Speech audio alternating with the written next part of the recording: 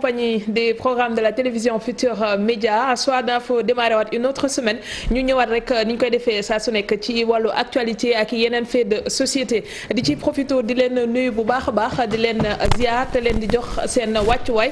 tey nag encore une fois ñu taxawaat ci ay ponk yoo xam ni jàpp nañ ni dina yitteel ñi ñi seetaan benn bi bokk na ci la loi sur la baisse du prix du loyer mu nekk loo xamante ni nag président Macky Sall jëloon na ko ci atum 2014 waaye mel na ni boobu ba léegi ñii di loyer ñii loué ci kër yi dañuy am ay jafe-jafe ak seeni bailleur du ñàkk dinañ ñëw si kanam ak suñu gan di Elimane Sall jiite association pour la défense des locataires du Sénégal ma ci ànd nag ak Pape Djibril Fall Pape maa ngi lay ziar. Aram maa ngi lay delloo ziar bu baax di nuyu ñi ñuy seetaan ci biir Sénégal ak ci bitim réew donc voilà comme d'habitude rek ñaan yàlla jotaay bi am solo. jërëjëf monsieur Sall dalal ak jàmm ci suñu plateau. jërëjëf maa ngi lay nuyu di nuyu Pape Djibril di nuyu aussi téléspectateurs yu Télé Futurs Médias. jërëjëf dinañ ñëw it ci xibaar yi ni ñu koy defee ak la rédaction buñ ci noppee daal di jublu ci li nga xamante ne rek moo di suñu beneen gan bi di njiite mouvement Jëngu mu di Boubacar Camara nekkoon également directeur général bu douane nekkoon fii it secrétaire général bu ministère des infrastructures bi nga xam ni Karim Wade jiite woon na ko fi du ñàkk ci kanam ñu dellusiwaat ci li nga xamante ne rek moo di actualité ak it sortie bu Ousmane Sonko ndax it bokk na ci nga xamante ne dañoo souteniroon kii di Ousmane Sonko ci élection présidentielle bi ñu jógee du ñàkkit bu fi teewee ñu gën a yaatal loolu lépp mais balaa dara dañuy njëkkee li nga xamante ne moo di loyer bi amoon benn loi boo xamante ni tegoon nañ ko fi 2014 ba léegi ci njàngat lan nga ñu mën a wax ne loolu lañ ciy jëlee. jërëjëf Aram defe naa ne loolu moom njàngat bi ñun ñëpp ñoo koy defandoo mooy depuis loi bi ñu voté ko en 2014 maa ngi woon yàlla defoon na ma bokk ci commission bi mais sur le terrain dañu gis ne suivi bi ci waroon a am amu ci. De telle sorte que fi mu ne locataires yi tey la ñuy dund jafe-jafe yi gën a mag yi gën a doy waar même avant li nga xamante ne nii mooy bés bi te loolu lenn waralu ko lu dul absence de suivi parce que loi tim baax na trop nga teg ko pour soulager population yi mais dafa am ay préalables yoo xam ne xëy na waroon nañ ko teg ba pare veiller ci applicabilité bi mais malheureusement loolu amul ba tax na locataires yi tey ci jafe-jafe yu tar la commission boobu nga xamante ne yaa ngi naan bokkoon nga ci ba ngeen di taxawal di saytu tënk ay 23 mesures daal ne moom la ñu bëgg a appliquer ngir fexe yombalal ko ñi nekk di louer pardon ci kër yi ndax loolu noonu xooloon ngeen bu baax ne mesures yooyu ñu jël kat nekk na loo xamante dina mën a méngoo it ak jamono. waaw méngoo bi ak jamono je pense que xam nga bu ñuy jël loi moom toujours da ngay jël loi chemin faisant ngay jéem a réajuster parce que amul benn loi boo xam ne dafa parfaite alors bi ñu koy jël itam fekkoon na ñu jël engagement di xeex parce que loyer bi jéggi woon na dayoo de telle sorte que góorgóorlu sénégalais bi amatul woon bu fayee ko loo xam ne dina ci mën a cof tuuti teg ko à côté pour que ëllëg bis bu demee ba retraité mu mën a jënd kër dund ci moom njabootam te loolu sax salariés yi rek la ñuy wax mais am na ñoo xam ne daf leen xojoon à tel point que daanaka bu ñu fayee loyer li ci des yëpp ay bor lay doon ñuy jëm di fay jàngum xale yi fay courant bi fay ndox mi et ñu ne nag ñun question bu mel noonu il faut mu am kenn wala ñaar wala ay nit yu jóg wax ci pour attirer attention wu autorités yi parce que ñun encore une fois duñu ay décideurs. li ñu mën mooy gis situation bu nga xamante ne nii jaaduwul jéggi na dayoo ñu alerter et loolu la ñu def bi commission bi ñëwee itam liggéey nañ ci jébbal président rapport bi mais bi ñu demee ba nga xamante gis nañ ci terrain bi applicabilité bi poser problème autorité bi moo am moyen wu dellu si tegaat ay matuwaay pour que loolu mën a jaar yoon. gis nañ président Macky Sall ci benn conseil des ministres mu doon sant premier ministre Mahammed Boun Abdallah Dionne ci jamono ne leen nañu defaat saytu gi ngir xool loolu noonu nga xamante ne moo di loi bi ñu jëloon ndax saytu boobu bi ñu ko ci defee ba pare gisuñu woon ne am na ay réajustement yoo xamante ne war nañ ko def wala lépp gisoon nañ ne yemal. alors saytu bi man je doute encore sax ndax am na parce que bu fekkente ne dem nañ sur le terrain gis ne locataires yi ñu ngi dund ay jafe-jafe yu tar buñ ko saytu woon tey jafe-jafe yi du egsi fii mu egsi mooy lan mooy teg nañ benn loi te loi bi li mu visé woon rek mooy corriger erreur bi nga xamoon ne propriétaires yi ak agence immobilière yi ñu ngi ko doon def di louer ci seen bakkan bu mu leen neexee sans tenir compte ci li nga xam ne loi bi moom la waxoon. te loolu amul. loolu amul surface corrigée yi duñ ko appliquer boo demee borom kër bi li ko neex selon bon vouloir am la lay wax su ko defee yow it soxla nga nekk nga ci loo xam ne lu jàmp la nga daal di nangu signé ko loolu lañ fi gis ba léegi muy continuer dañu bàyyi locataire bi ak borom kër gi ak agence bi ñu koy def loo lu leen neex état taxaw di seetaan jëloon nañ mesure mais suivi bi dafa poser problème énormément. oui man je pense que d'abord dama koy encourager di ko masawu ci taxawaay bi xam ne yombul mais d'abord man li ma gën a intéressé mooy la composition même de la commission bi nga xamante ni ñoo doon réfléchir ci loolu parce que plus tard ñu ci bari dañu rendre compte ne pour nga nekk juge et partie dafay jafe te bu fekkee ne bailleur bi ci boppam moo war a légiférer pour toucher ay intérêts directement loolu tamit dafay jafe loolu moo tax état war di élever wu au-delà de toutes les considérations pour mën a nekk régulateur mooy li mu wax léegi ci seetaan bi nga xamante ni yàgg nañ ko seetaan entre ki nga xamante ni mooy loué ak ki ñuy loué te loolu am na depuis dans les années 90 parce que dans les années 90 le Banque mondiale ak Fonds monétaire international daal di wax état du Sénégal ne ko nag logement social bii ngay def il faut que nga retirer wu ci de façon progressive te jàpp naa ne li mën a régler la question du logement mooy que le logement social soit une réalité loolu rek moo ko mën a dimbali mooy ni Société nationale des habitations à loyer modéré ak société immobilière du Cap-Vert muy SNHLM ak SICAP ni ñu aider des Sénégalais à partir d'un revenu faible wala moyen d'accéder à un toit décent pour man dañoo war a delloo buum ca mbooy ba moo tax le combat aujourd'hui aussi doit être axé à ce niveau est-ce que côté boobu aussi yéen a ngi ci sensibiliser les autorités pour que ñu fexe ba SNHLM ak SICAP dellu fa ñu nekkoon ñu def ci liñ ci war a def pour permettre leen ñu tabax pour permettre Sénégalais yi bañ a sax ci location parce que tu ne peux rien réaliser quand tu es locataire est-ce que à combat dugal ngeen ko foofu. waaw ñun wax nañ depuis très longtemps que solution bi à long terme faciliter l'accès au logement la tey boo gisee état bi ñu ngi communiquer bu baax a baax à outrance ci logements sociaux yooyu mais ñun liñ ci wax mooy logements sociaux yooyu bu fekkente ne prix yi ñuy pratiquer la ak normes yi nga xam ne moom lañ teg pour que góorgóorlu sénégalais bi mën ci am accès c'est difficile parce que ñaari mbir yi accessibilité ak disponibilité c'est différent disponible na mais est-ce que c'est accessible je pense que c'est pas le cas li ci am solo li Pape wax mooy ban combat lañ ciy mëne combat bi mooy bu fekkente ne bëgg nga régler définitivement le problème des loyers il faut nga inscrire dans cette démarche de logements sociaux mais malheureusement Pape je suis au regret de vous dire que logements sociaux yi tey ñi ci war a jot réellement jotuñ ci et ñuy craindre que ni aussi day amaat phénomène boo xam ne cercle vicieux la ña jëndoon kër yi tabax ko fii loué ko locataires yi ñoo koy jëndaat fële loué waat ko locataire donc il faut que ñu vérifier aussi parce que état il faut muy encadrer il faut muy veiller parce que duñ jël politique rek lancer que noonu sur la table sans pour autant ñu ne politique bi kat teg nañ ko mais nañ ko topp ba mu sës loolu nag mooy suñu problème. mais est-ce que la loi sur la baisse des loyers est-ce que amoon na liggéey bu ko jiitu pour def d'abord étaler le constat était là. constaté nañ c'est-à-dire que loyer la yoo xamante ni boo ko jëlee ci émotion rek. tout à fait après problème bi ngay amat mooy lii parce que finalement sax mën na nekk sax une décision populiste boo xam di nga ko jël pour faire plaisir benn kii mais après conséquences yi muy jur moo gën a métti maintenant est-ce que ce travail d'état des lieux. de réflexion bi nga xamante ni moom moo ko waroon jiitu est-ce que loolu amoon na est-ce que ci biir commission bi defoon nañ ko wala ndax dañuy yëkkati local parce que li Aram wax dëgg la dafa gën a indi problème. tout à fait ça je parce que ñu bari li ñu def après mooy léegi dañuy génn leen dañuy defar kër gi. wala mu am ay relation yu tendu am na ku ma wax ne ma man maa doon fayal sax ndox su may locataire mais léegi fayalatuma leen ndax dafa mujj mer donc dafa indi ay situation yu tendu est-ce que du point de vue sociologique aussi anticiper woon nañ ci loolu est-ce que le travail bi ñu ci waroon def en amont defoon nañ ko ci. alors travail en amont bi sérieusement pour vous dire vrai ça n'a pas été fait. On s'est basé uniquement ci loi yi nga xam ne existé woon na fi parce que boo xoolee aussi loi sénégalaise dafa mës a protéger le locataire. Oui. Depuis 1977 ba léegi dañ koy renouveler di ko rénover mais boo xoolee loi bi dafa protéger locataire bi ci kaw mu ngi fay mais travail bi Pape Djibi di wax moo échoué loo loi bi. Pourquoi? Parce que sentir nañ ne locataires yi sonn nañ.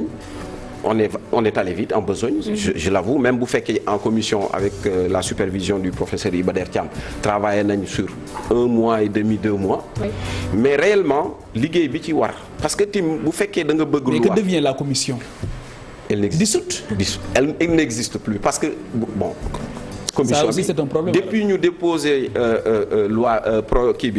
projet de loi bi auprès du président ba léegi commission bi réunirul moo tax nag suivi ba ci waroon am. parce que rapport yi nga xam ne jot nañ ko présenté ci table chef d'État kon ñenn ñoo def rapport bi. ñun ñoo ci liggéey déposé ko avec des recommandations. avec la suppression de la commission amaat na encore yeneen liggéey yu ñu def ndax chaque fois bu ne nañ ma saytu li nga xamante ne mooy loi yëpp dañ koy joxaat ay rapport ñenn ñooy def liggéey boobu.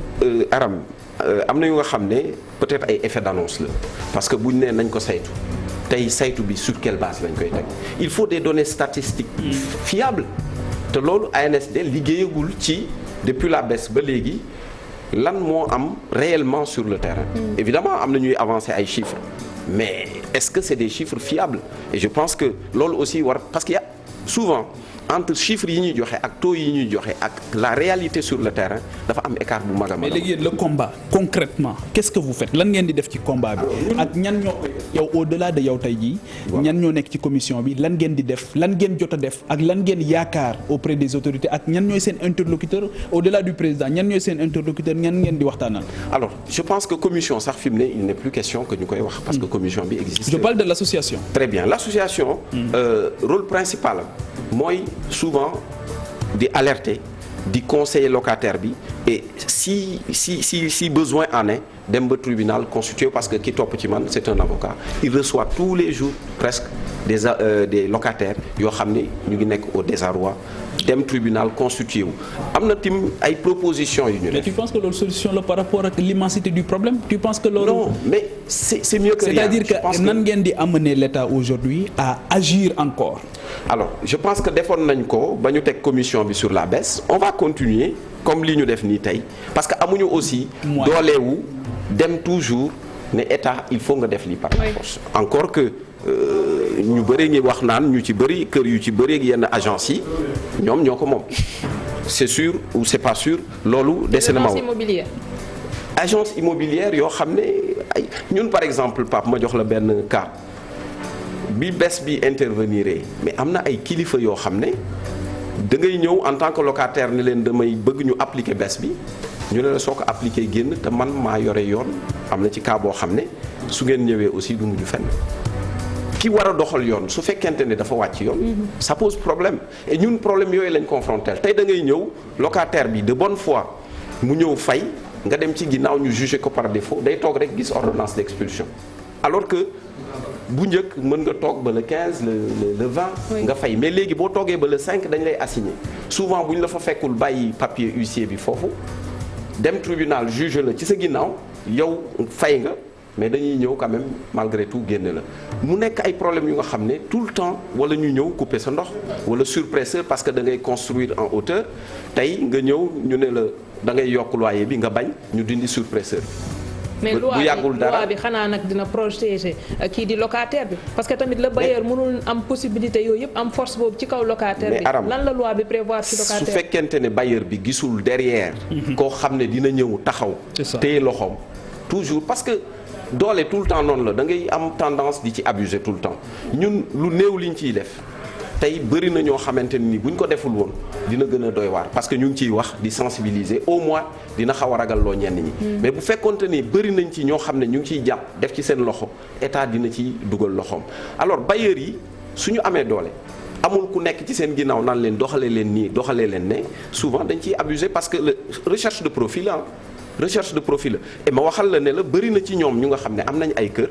mais. déclaré wuñ ko à usage de local kii bàyyi à usage d'habitation dañ ko déclaré ne ñoom dañ ci dëkk ce qui fait que duñ fay taxe du coup état dafay perte foofu sur le plan fiscal xaalis bu bëree bëri te muñaluñu locataires yi dara loo xam ne le 5 bu jotee léegi depuis loi bi am soo fayul indil nañ la kayitu assignation su fekkee bañ nga résister xam nga yoon ñu indil la papier boo xam ne dañ naan la ñun ñoo ciy dëkk boo génnee ñu defaraat loué ko keneen donc mu ngi noonu ñun nag liñ ci mën Pape mooy continuer di sensibiliser di xeex du loo xamante yomb na pourquoi parce que nan ngeen di liggéey avec les associations consuméristes. Alors les associations consuméristes actuellement on a mis sur pied une fédération qui regroupe 10 associations de consommateurs parce que lu kenn mën plusieurs mais associations. Le problème que nous avons avec les associations de consommateurs nga baal ma problème bi ñu am mooy pendant longtemps dañu jàppoon ne mën nañu waxal askanu Sénégal consommateur ñun dañoo jàpp ne Sénégal man dama koy wax dama naan ñi gën a torox Sénégal mooy les consommateurs. dinaa koy suivre. c'est-à-dire que tey jii jafe-jafe yi ñuy am man démb par exemple dem naa ci ñeenti gap soxla gap bu ma dem ñu ne ma hors norme fan laa koy jooyee. li ñuy def fii banque yooyu li ñuy def fii ñemewuñ ko def ci seen réew yi ñu fa jógee. boo duggee ci biir banque bi par exemple ñu dugal la dans ci benn box bu étroit ñetti nit toog ñi ci des ñëpp taxaw exigu nga xamante ni amuloo foo ko jooyee boo demee tey jii ci autoroute à péage bi la même chose nga dem dans beaucoup de structures mais les consommateurs ils souffrent. tey jii ba ci ay SDE yu wala Sénélec ak yooyu mais bu ñu la coupé sax amul benn action commerciale bu nekk ci ginnaaw. alors que bu dee feneen bu ñu la tooñee ci ginnaaw dinañ def benn acte commercial boo xamante ni soit dañ lay defal benn réduction wala soit ñu gën a jàppandal sa qualité wala yooyu mais ñun c'est-à-dire que on constate les dégâts mais derrière association consumériste yooyu du ñu jooyal. te li tax mooy le plus souvent benn nit mooy jël incarné association bi. mooy nekk fu nekk ñu ko fay invité il est partout et nulle part est-ce que tamit loolu du faiblesse c'est vrai dajale nga 10 associations de consuméristes mais ñooñu lan mooy seen poids ak lan mooy seen capacité de nuisance entre guillemets poids ak capacité il faut que ñu xool exactement li ngay wax nii parce que bu fekkente ne benn nit rek mooy wax di dem partout di wax au nom des consommateurs te consommateurs yi gisuñu les retombées de ce qui se passe réellement sur le terrain loolu je pense que aussi tour la rek mais du association de consommateurs et là aussi li tax ñun ñu dem ba sentir la nécessité de fédérer nos forces c'est parce que aussi dañu remarquer que sur le terrain benn association amul doolewu parce que recevoir une subvention état tey ñu ci bëri seen siège yi boo fayee 1 mois 2 mois tëj nga ko parce que amoo donc du coup force bi nga xam ne parce que fii loo fiy def aussi il faut nga am moyen. mais est-ce que vous avez été reçu par les forces vives de la nation c'est-à-dire que su ma nee force vive tey mooy kilifa diine yi mooy politique yi parce que Adam loolu tamit beneen faiblesse bu ñu am la mooy tey. ñooñu ngay wax le plus souvent. jafe-jafe yooyu ñoom duñ ko ressentir. par exemple yéen tey yéen a ngi wax ak état mais tey lan moo gën a neex les hommes politiques aussi les opposants wala ñi nga xamante ñoo nekk ci kujje gi mais ñu dalal leen parce que problème boobu ñëpp a koy subir mais li ñu constaté aussi ci suñu opposition souvent mooy bu problème politique amul doo leen dégg alors que ces problèmes sociaux yi nga xamante ne j'aurais vu l'Assemblée nationale se saisir d'une telle question. oui Assemblée nationale nekk na loo xamante ne ni tribune la pour mën a exprimer. mais Assemblée nationale autosaisirul Assemblée nationale depuis longtemps chambre d'enregistrement la. su nekkee leneen la nga wax ma yow kañ ngay am soxla sa xel dem ci assemblée nationale donc tey jii pour man le problème fondamental mooy d'abord la représentativité parce que ñii ñëpp kuréel yi ñu yor génn gi ñu génn tey jii dem di regrouper wu tout le monde dans tous les secteurs juge utile maintenant de se constituer en groupe de pression. Parce que yëg nga ne diñ la war a joxuñu la ko moo tax dans le combat pour man aujourd'hui il y a un besoin d'efficacité c'est pas yéen ci besoin existentiel ngeen nekk mooy nan ngeen di def ba ñu reconnaître leen foofu ngeen toll mais au-delà de l'existence nan ngeen di def ba am capacité de nuisance ba ñu ngeen di nangu aussi évaluation. xeex ngeen daaw ba ren ba daaw ñaat bi ngeen évaluer ndax def ngeen ay jéego su ngeen deful ay jéego ngeen tas kuréel gi. je pense que aussi ñu ngi def ay jéego quand même parce que boo xoolee. tey quel que soit secteur boo jël tey wax ci moo gënoon bañ cee wax. que ce soit une association représentative ou pas. je pense que kenn ku nekk soo jëlee benn question. nga ne lii dama koy def sama cheval de bataille nga xeex ci nit ñi la ciy jàppale nga ànd ak ñoom ñi la ci jàppalewul nga jéem a rek li nga mën nga def ko ci et je pense que sur ce plan là aussi ñu ngi ci def ay planning yu mucc ayib et je pense que sous peu avec l'avènement de la fédération Pape vous verrez que les choses vont changer et on a décidé de descendre sur le terrain d'aller parler aux consommateurs et que les gens parlementaires le consommateur yenn saa tamit du ko jaral fi ngay bëgg ñu yóbbu dossier bi mu àgg foofu parce que le plus souvent dañuy am relation yoo xamante ne ak seen i bailleur dina dépasser sax relation bailleur ak locataire ce qui fait que ñenn ñi du leen jaral ñuy dem ba tribunal dans ces cas de figure loolu tamit nan lay yombale liggéey bi nga xamante ne bëgg ngeen ko pokk su fekkee nit ki droit bu mu am nangu ko exercer. mais c'est difficile Aram tey man miy wax au nom des locataires su ma génnoon place de l'Obélisque daal di ne locataires yi génn leen jàppale ma ñu marche contre la cherté du loyer mais pratiquement ñi ngay gis ci sa ginnaaw du bare et boo xoolee ñu ci bare ñiy dund problème dañ lay woo su seen problème réglé ci nga leen di gëj a dégg. Donc pour fédérer loolu yëpp am doole je pense que c'est extrêmement difficile c'est le Sénégalais lui-même qui ne connaît pas l'utilité mais léegi xam nga nooy def xam nga xeex dafa bëri ay forme marche yow déjà avoué nga ne ça peut être difficile pour rassembler les Sénégalais parce que ñu ci bëri aussi question de sutura lañ koy jàppee ak affaire yu mel ni yu bëri yuy dugg en compte léegi préparez-vous pour man dem nga rencontrer HCCT président bi peut-être nañ leen booleeg benn commission ngeen liggéey ci ngeen dem rencontrer assemblée nationale dem rencontrer conseil économique social et environnemental nga xamante ni su boobaa bu ngeen leen joxee ay documents yoo xamante ni liggéey ngeen ci indi ay cas pratiques ñoo xamante ni seen famille tasaaroo na ci wala lu métti ñun tous les jeunes cadres que nous sommes nous avons des difficultés yaa ngi dégg parce que à ce rythme là mais fan ngay tabaxee donc le combat aujourd'hui pour man mooy que les sociétés nationales yi war a def parce que SICAP Dakar la société humaine parce que le problème que l'on pose aujourd'hui c'est Dakar en réalité. Tout à fait. Mais boo génnee ci biti d'autres réalités la ñoom xëy na location jafewu comme ni mu jafee nii mais ils ont un besoin en logement parce que tey ñu bëri xëy na bu ñu amoon besoin boobu mais léegi mën nañu jóge fii ñibbi donc est-ce que tamit xeex bi du à ce niveau. Je pense que xeex bi sànq maa ngi koy wax sur les ondes de la RFM mooy ñu joxaat SICAP ak HLM doole ja ñu amoon parce que tey boo jëlee ay assiettes foncières jox ko ay promoteurs privés promoteurs yi li ñu ciy wut mooy profit. Alors donc état bu jëloon tey ay superficie parce que HLM actuellement dañu am problème assiette foncière léegi-léegi sax ñu wooñu ne ñu dañu leen attribuer woon benn localité jekki-jekki ne leen mënatuñ leen jox foofu yóbbu leen fu gën a sori donc du coup il faut que état bi aussi joxaat HLM gëdd ba mu amoon parce que ñu bëri ci suñu waajur yi tey location vente la ñu amee kër ngay fayeeku di joxe dëkk ci kër gi bu defee diir nga moom ko mais léegi da ngay dëkk ci kër di fayal borom kër gi muy gën a yëkkati wala mu